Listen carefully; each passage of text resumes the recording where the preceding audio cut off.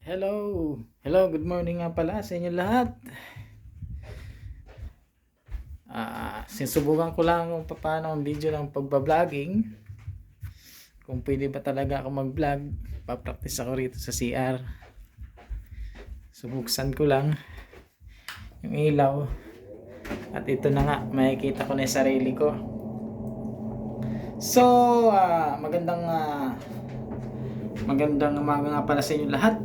Salamat nga pala sa mga lahat ng mga nanonood ng aking mga video. So, ngayon ay July 19, 2024. Umpisahan ko pagbabloging. At malaki raw ang kita rito. Subukan natin. So, yun, panayanood ko ngayon ng mga videos, upload videos ng mga vlogger tungkol sa pag-grab. So, pag-uwi ko nitong October, susubukan ko siya. Wala namang mawawala eh. Susubukan ko ang buhay grab car naman. Dahil dati, kung di nyo pa na itatanong, isa pa kong grab food rider.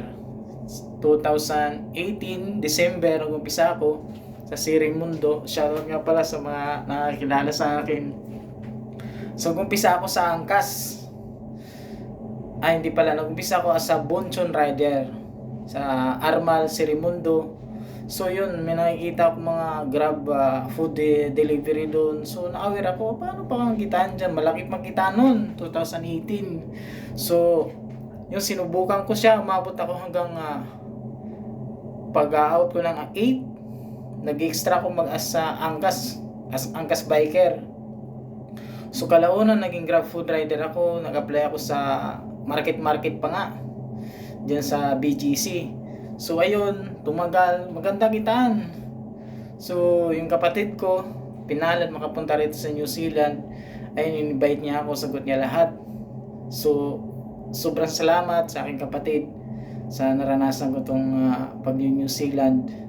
So yun, nanood ako ng mga vlogging nila. So try ko mag-grab car naman. So kaya naman siguro at ang sikreto lang naman sa pagbabiyahe sa pag-grab isipag at tiyaga eh. Habaan ng pasensya sa customer. So yun naman. So yun, malaki-laki nga lang mga hulugan. So yun, abangan nyo po ako at itutuloy ko pa itong vlogging. Kung talagang meron ba akong sense of humor sa pagbablog. Before naman, isa pa ko rin pong safety officer, nagsasalita ko sa harap. Subukan ko ngayon. Okay, upload ko ito. Salamat!